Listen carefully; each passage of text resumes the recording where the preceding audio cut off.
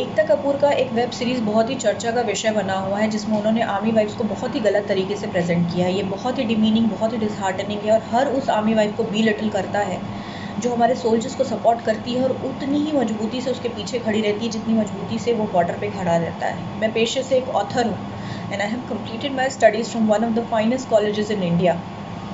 But when somebody asks me about my identity, I tell them first that I am an army wife because I take immense pride in my husband's uniform. I take immense pride in his commitments towards my nation. और ये pride सिर्फ मेरा नहीं है, हर उस औरत का है जो किसी भी तरह के रिलेशनशिप में है एक सोल्जर के साथ। वो सोल्जर जो किसी एक इनहॉस्पिटेबल टेरेन में बंदूक लेकर अकेला -50 डिग्री सेल्सियस में दिन रात दुश्मन का इंतज़ार कर रहा हो सकता है।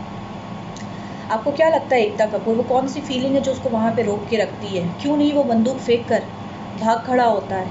उसका प्राइड, उसकी डिग्निटी, उसका ऑनर, उसके फैमिली मेम्बर्स का सपोर्ट उसको वहाँ पे रोक कर रखता है। वो हो सकता है 6 महीने से घर भी ना आया हो और महीने में सिर्फ 1 दिन ही मिलता हो उसको परिवार वालों से बात करने के लिए, पर उस एक कॉल में भी उसकी वाइफ उसको ये नहीं बोलेगी घर की छत लीक कर रही है और बच्चों का एडमिशन्स नहीं हुए हैं। वो उसको कहती है कि तुम अपने जॉब पे ध्यान दो क्योंकि तुम वहाँ पे डिस्ट्रैक्शन अफोर्ड नहीं कर सकते हो। यहाँ पे मैं सब कुछ संभाल लूँगी, सब कुछ ठीक है, मैं हूँ ना। उसी आर्मी वाइफ से जब उसके बच्चे पूछते हैं कि पापा किसी भी पेरेंट टीचर मीटिंग को अटेंड क्यों नहीं करते हैं, किसी भी फंक्शन में क्यों नहीं आते हैं हमारे, तो वो उनको समझाती है because your father is uniform bound and he has taken an oath to serve the nation first, then his man and then comes his family. तुम हमेशा थर्ड प्लेस पे रहोगे और बच्चे भी ये बात समझते हैं। शायद यही कारण है कि जहाँ इस देश में रहते हुए आप बॉलीवुड सेलिब्रिटीज़ को डर लगता है, शहीदों की बीवियाँ बच्चे यूनिफॉर्म पहनते हैं उनके जाने के बाद। बट शायद यही कारण है कि बॉलीवुड और टीवी वर्ल्ड में से किसी ने आपका विरोध नहीं किया। मैं सीरियसली अस्टॉनिश हूँ कि वो लोग जो देशभक्ति पे मूवियाँ बनाते हैं उनमें से भी किसी एक ने आपकी आलोचना क्यों नहीं की। लोगों की भावनाओं के साथ खेलना आपका पेशा है और शायद देशभक्ति सिर्फ आपके लिए पैसा कमाने की मशीन है, चाहे वो देशभक्ति के थ्रू हो या देशभक्ति का मजाक उड़ाकर।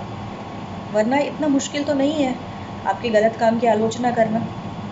आप ही लोग जब सेंसर बोर्ड की बात करते हैं कि कैसे सेंसर बोर्ड ने फ्रीडम ऑफ एक्सप्रेशन, आपकी फ्रीडम ऑफ क्रिएटिविटी पर अटैक किया है, तो आपको पता है एकता कपूर वो फ्रीडम कहाँ से आती है? वो फ्रीडम आपको हमारे हस्बैंड देते हैं अपना खून बहाकर। आपको आर्मी वाइफ्स के बारे में जानना है, मैं बताती हूँ आपको आर्मी वाइफ्स के बारे में। ज़्यादा टाइम नहीं हुआ है, सिर्फ 1 महीना हुआ है हंदवारा अटैक को। 2 मई को 21 RR के 5 सिपाही शहीद हो गए थे, उसमें उनके कमांडिंग ऑफिसर भी थे।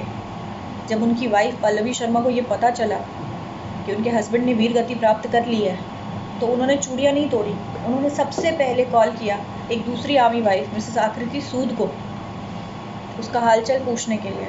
मैंने उनसे पूछा कि इतनी हिम्मत कहाँ से आई आपको, तो उन्होंने मुझे कहा कि because this is my duty as an army wife, this is what my husband would have wanted me to do.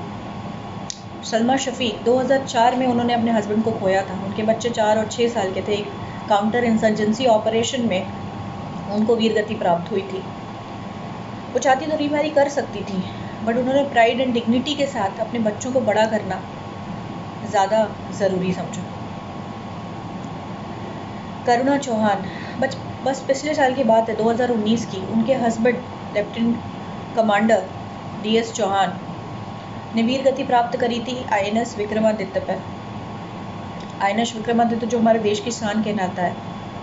उन्होंने INS विक्रमादित्य को बचाना, अपने साथियों को बचाना अपनी जान से ज़रूरी समझा। सिर्फ 1.5 महीने हुए थे उनकी शादी को और करुणा सिर्फ 15 दिन उनके साथ रह पाई थी। पर करुणा आज भी सिंदूर लगाती हैं, बिंदी लगाती हैं, चूड़ियाँ पहनती हैं, बिकॉज उनके हस्बैंड को यही पसंद था। अगर आप सच्ची कहानियाँ ढूंढने निकलेंगी ना आर्मी वाइफ्स पे, तो आप हैरान रह जाएंगी कि ऐसी औरतें भी होती हैं हमारे वर्ल्ड में जो शायद आपने नहीं देखी हैं।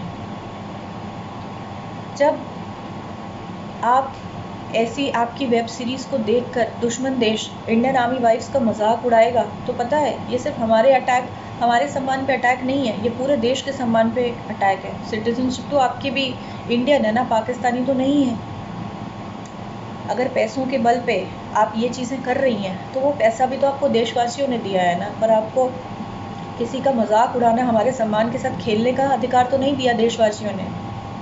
मैं सरकार से भी पूछना चाहती हूँ, कहना चाहती हूँ कि आप क्यों नहीं कोई कानून लाते हैं हमारे सम्मान की रक्षा के लिए।